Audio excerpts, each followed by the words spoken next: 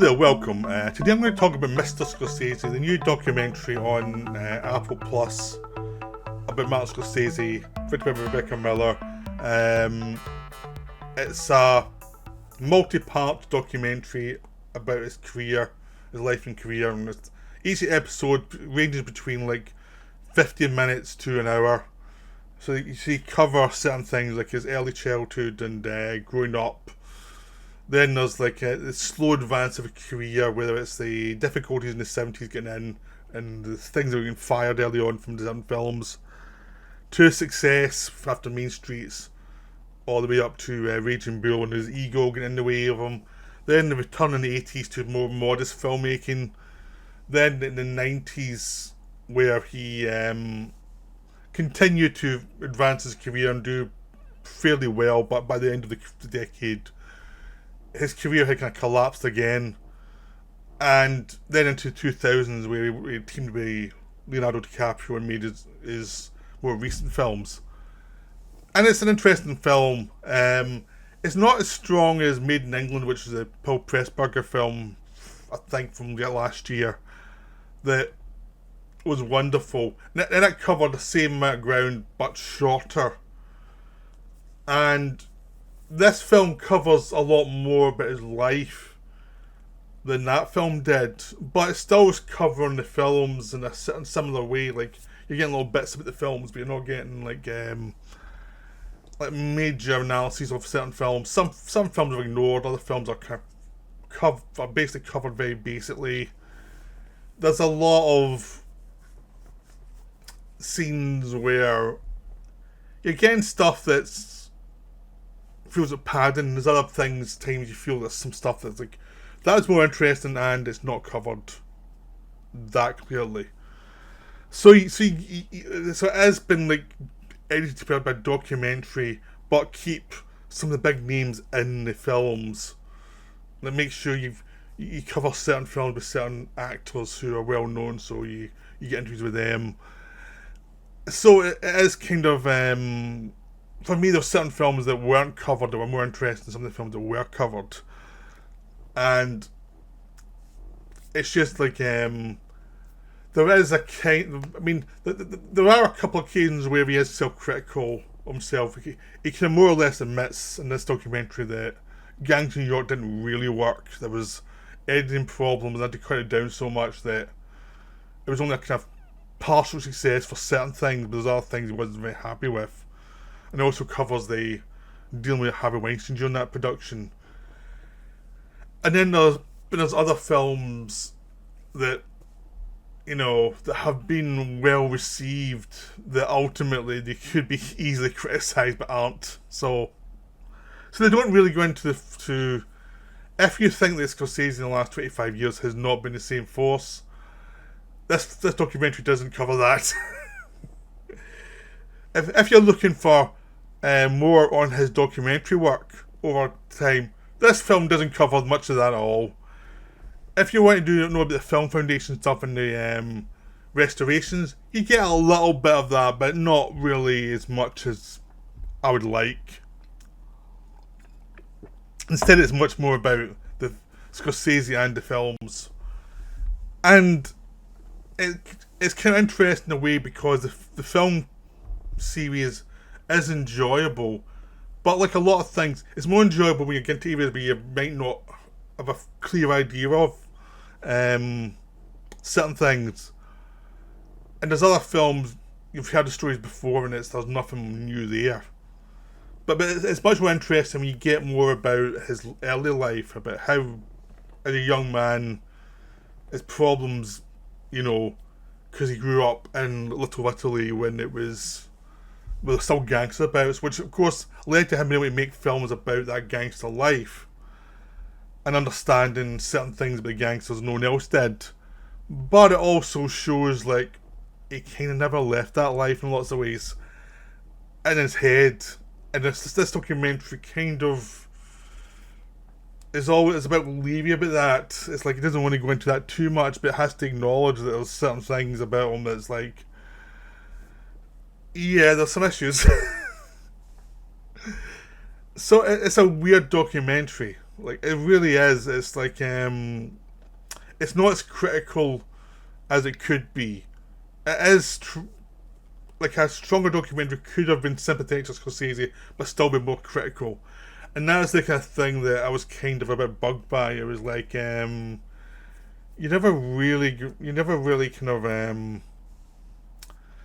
it's still hagiography in some ways that's, let's call him a genius, because why not? Because everyone calls him a genius. And it's like, is he really? When you watch the films, it's like, I'm not sure this film backs that up really well. The same way, all these documentaries, there was one about Spielberg as well a few years ago that had the same issue where it was like, it never really get into the interesting stuff of Spielberg. It's like these documentaries just can't really get into those characters as much. Some of the better ones are people like De Palma or Milius. There were documentaries in them. One was called De Palma, but interviews with De Palma. And that got into De Palma more than, in lots of ways, more than this documentary getting into Scorsese, even though it's covered a lot more. De Palma was precise, you got a good idea about it. I mean, this one you get lots of stuff. But it's kind of vague in certain ways too. So it's a weird documentary. But it did sort of clarify a few things of why I have problems with later films. Well, so essentially it starts off with him, it gives a general point of view overview of, oh, he's a genius, blah blah blah, and they talk about all of his achievements to start with, and then they go back in time to when he was a kid and asthmatic and is stuck in the house and watching lots of films and doing all these storyboards.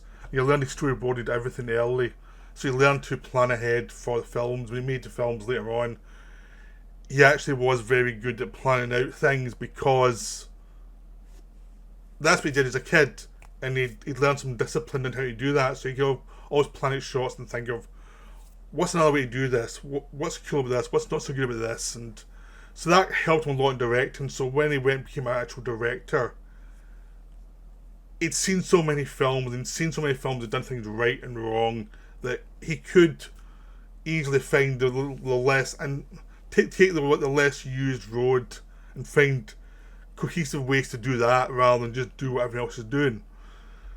That's what kind of made him stand out visually. The same way George Lucas had a kind of similar art knowledge, so that he stood out when he was in film school in LA, the way Scorsese was in New York. They both had that kind of quick style of understanding how films work and how visuals worked. But early on, you tend to get the idea that Scorsese did come from a family that was very traditional and did have very traditional things in it. And he understood the gangster life, but he was away from it. And he kept a distance from it. He flirted with the priesthood, but he didn't have the right temperament for it. And you got a sense of this is a person with a volcanic emotional life that may have needed a therapist early on. Was the best way to put it. Like just a sense of someone who couldn't get their emotions out in a very emotionally clear way,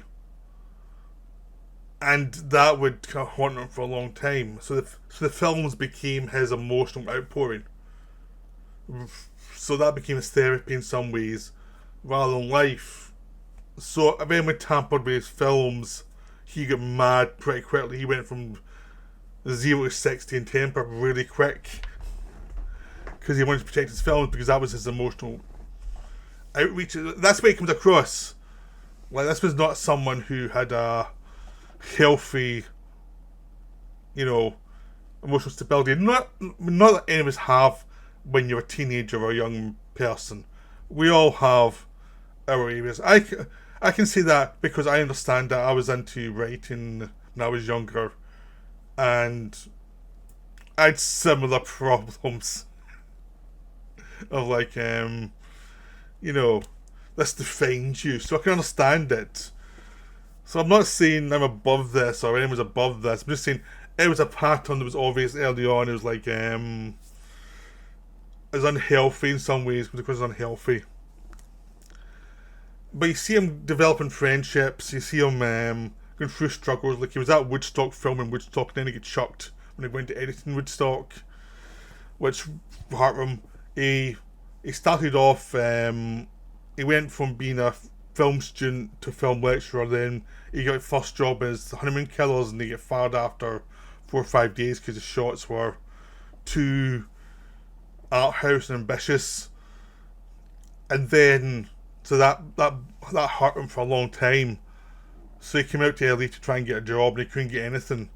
He made a film that he wasn't happy with called Who's That Knocking on the Door with Harvey Keitel, which was kind of half right but half wrong for him. He never quite came together the way he wanted. So he was kind of struggling. He knew kind of what he wanted to do but wasn't quite sure. He came under the influence of Cassavetes, and then he made Boxcar Bertha just to prove he could make a film on schedule for Roger Corman, which none of his friends liked, but it showed it allowed him to be seen as someone who could actually deliver a film, which is an important thing for getting financing, rather than being the weirdo that couldn't get a film put together. So that allowed him to get the money for Mean Streets, and that was a film that kind of catapulted him critically. But the film shows that the Palmine points out, Mean Streets did well critically, but it didn't make any money, so the studios were not interested. All it did was really push him towards people seeing who he was a good director, but he still had to prove himself commercially to people. So he proved himself that, but Alice Doesn't Love You Anymore, which is one of his underrated films. It's where he had to go and actually make a film with someone else's script and work with actors that are well known and just learn how to be a professional director, which he succeeded at. Then he got Taxi Driver, and that blew the doors off for him. He suddenly became the genius director who could do no wrong, until he made New York, New York, where he did all wrong, even though New York, New York is quite an interesting film. And it goes into the Taxi Driver stuff, but Taxi Driver is so well known. I don't think there's any stories from Taxi Driver that haven't been told at this point. There's nothing left to tell. So all the stories you tell about the studio try to take it away, and they've decided to tone down the colour red in the blood to get a rating. It's all been done before, and Scorsese's decision he's going to burn the entire negative if he didn't get his way. Just shows you what I said earlier. Is he put too much into his work in lots of ways, and the film just kind of covers a lot of this stuff, like the kind of emotional instability going on, and the marriages already failing in the background, and how he wasn't a good father to his earlier children because he was so focused on this fantasy life he was creating. He's into drugs, and there was this sense of someone who was not dealing. He was making films to deal with people, but he couldn't deal with people in life. He couldn't deal with the complications he was showing in the films. He put them in the films, but then in life he was having problems dealing with them. He was in movie land. Again, if you're a movie fan, you can understand that. It's like movie fans, we go to watch movies to avoid dealing with the difficulties of life at times. You're aware of them, but there is a choice, there is a kind of flaw in your character. You have to be aware of that at a certain point in life, otherwise you become unmanageable and, fixated in certain things and become a stunted person, which you see around all the time. People become stunted emotionally because they attach themselves to certain things, and it's not healthy. And they're basically blocking out life in lots of ways. This doesn't just happen with films. This happens with music. This happens with politics. This happens with everything. People break off the complications of life and go towards more simplistic views of this is how I can deal with life. If I ignore all this, I can deal with life. If I have to deal with it all, I can't. So I will put it all away. And filmmaking and film is one way to do it. And as the film goes on, it shows you Scorsese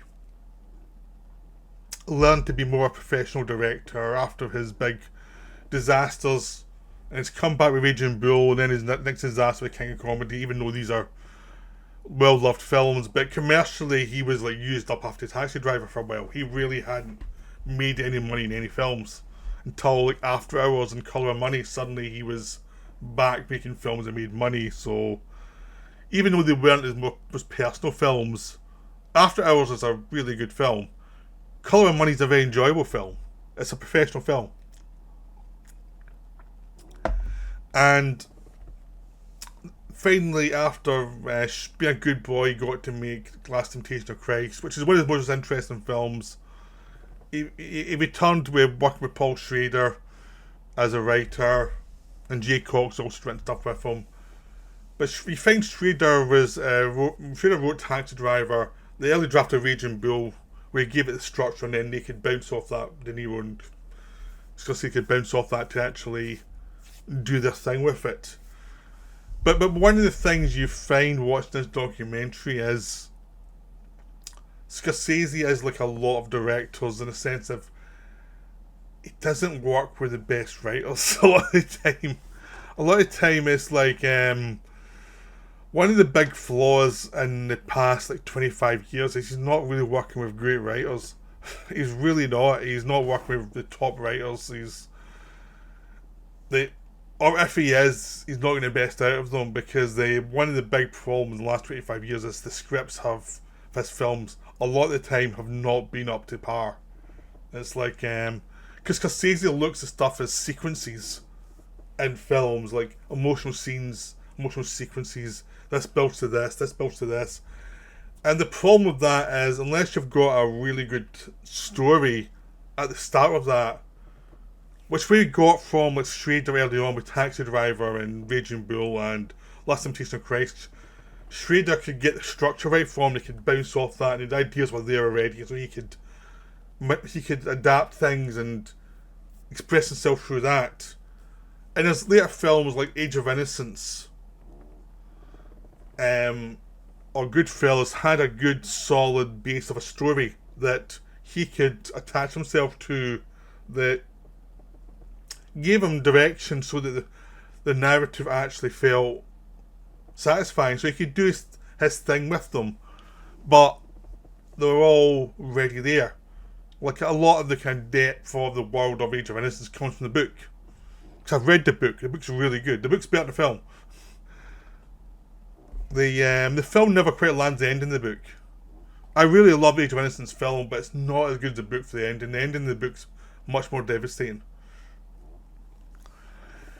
But yeah, Wise Guys became Goodfellas, had a good structure already of the lives, and Scorsese could build off that. And as he moved on, he used Schrader a lot less. The last time they worked together was Bringing Out the Dead, which is his last real like strong film. There's been maybe Hugo. I liked Hugo a lot, but I haven't rewatched it. But even in the 90s, he was doing stuff like Cape Fear, which was not good, not as good as the original. Casino, I love Casino, but it's a mess of a narrative in lots of ways. It's really obvious in how he explains certain things. Sometimes works, sometimes doesn't. Kundun's interesting, but it is long, and some people think it's boring, and I can understand that. I like it, but I understand why people don't like it. And even Bringing Out the Dead has a kind of flabby element to it. It should have been like 15 minutes shorter. It's allowed to stretch out a bit too much. But it has some really interesting sequences, and it still feels like a Scorsese film. A lesser one at that point when we're looking at it, but it still felt kind of, interesting. Then we get to the DiCaprio years, and that's not a hatred of the actor. He's been in stuff I really like, he's been in stuff I've not liked. One of my favourite films this year actually was One Battle After Another, so it's like, depends how he's used, like most actors. But I don't think Scorsese's used them very well, which is the problem. For me, like Gangs of New York, Departed, were not good. I've not managed to get through Shutter Island. I've just found that painful. The best one, the ones that did that were best were Aviator and Wolf of Wall Street, which were both too long. But those two were actually the kind of strongest of the Scorsese films outside of Hugo in the 2000s for me. Just like, they were watchable. But actually watching the documentary, one thing you find out after the 90s, he got married, he had a family, and they did go into much more like film preservation, making documentaries, and he was working, he had ambitions to work in a bigger budget arena, which means more compromises a lot of the time. And I just think he was making films about the things he imagined to make films about when he was younger, but things he didn't have that much experience in. It was like taking a photograph of a photograph. So in the gangster movies, while he, you could say, reveled in the bad behaviour that he probably saw as a kid and was really interested in, and probably had feelings towards, I wish I could do something like that. That all made, in which went into Taxi Driver as well and Raging Bull. All that's interesting because that takes his actual dysfunction and creates something from it. And it's a sense that he burnt out by the end of the 90s on that. I mean, I think after like Casino, he was burnt out in that. Like, he'd done this for 20 years. The thing had been churning away. And then at a certain point, he did lots of failed marriages. It was a mess. He had lots of things. He was trying to deal with himself, trying to deal with his addictions in the 80s, and then just becoming a more normal person and learning how to live life and not being so fixated in movies all the time. So by the late 90s, it seems like he'd succeeded in finding that out and figured it out to a degree. But it was still like temper tantrums and things on Gang New York set, but that's not surprising, he's working with Harvey Weinstein. But after that, it just seems to have been like, because in Gang New York, there are moments that actually are good, and then there's moments that are absolutely awful. And it's like, it's kind of schizo film. But it is a kind of big, kind of virtuoso, fantastical version of reality, and it's very messy, but it's kind of an interesting mess in a sense, but it's not as interesting as it probably would have been as a mess if it'd made in the 80s. It's kind of a mess made by someone who kind of burnt out in this stuff. He didn't quite have the same energy for it as he had before. So it was kind of a mess that didn't go into the kind of damaged, weird areas that he did in the past. So it became a bit blander. And it actually did bounce back with Aviator. Aviator is a good film, it is enjoyable. But it was developed by Michael Mann. And Michael Mann developed all the writing of it when he was doing Ali. And it feels like a Michael Mann film shot by someone else. The good and the bad of Michael Mann in this period are all in The Aviator.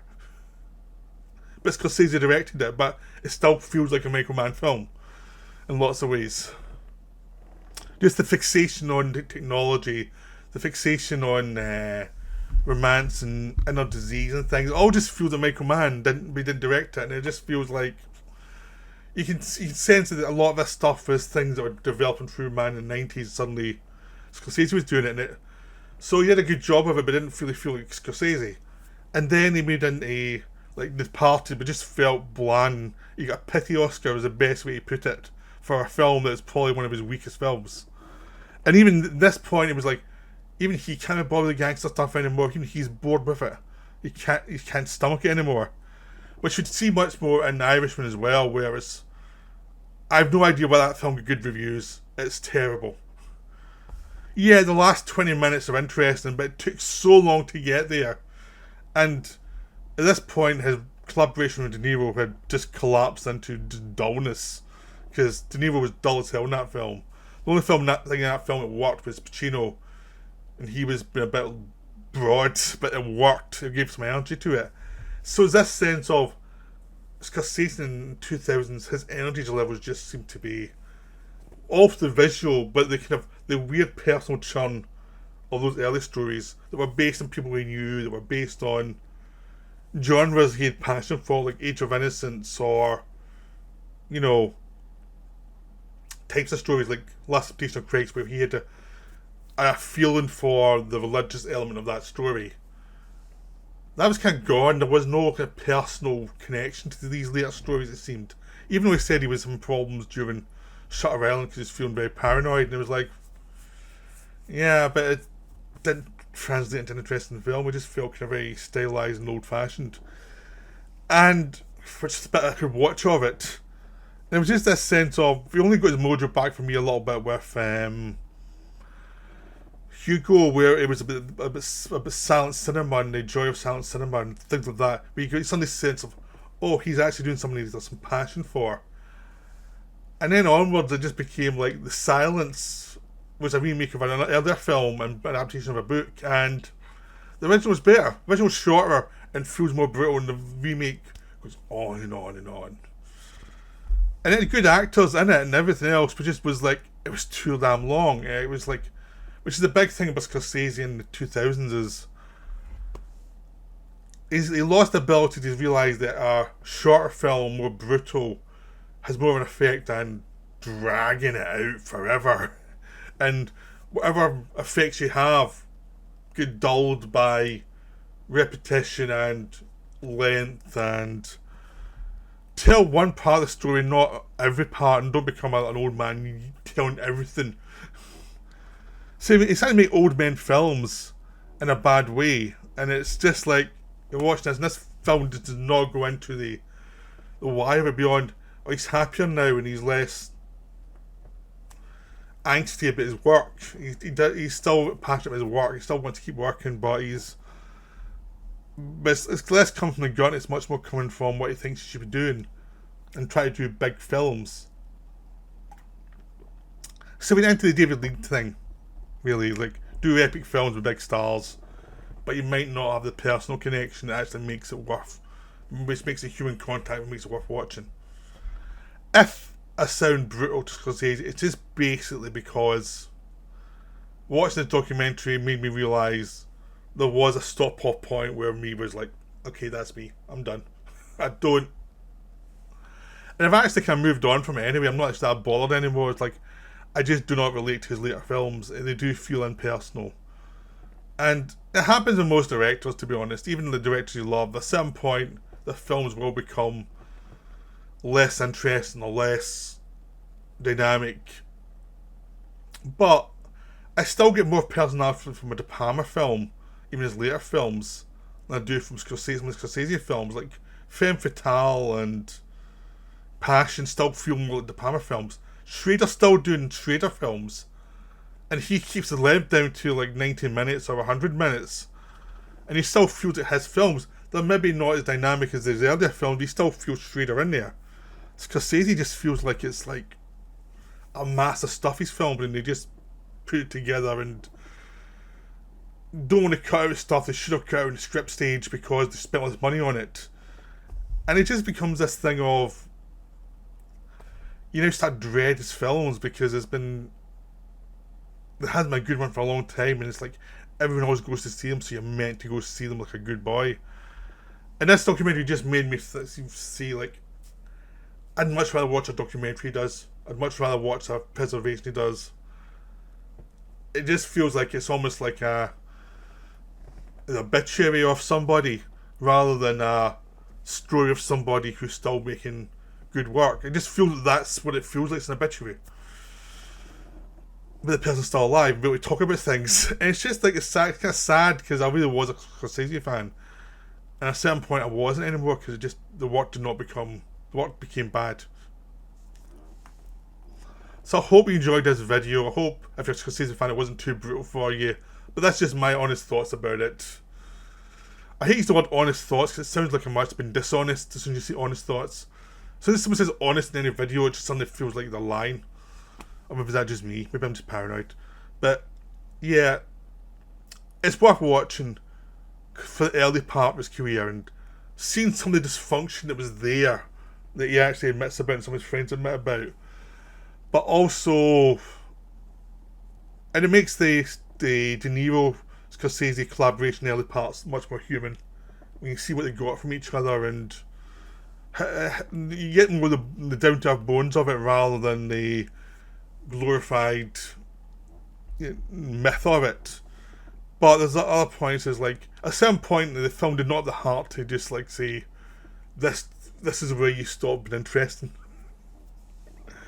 Well, I hope you enjoyed this video. That's me for now. Bye.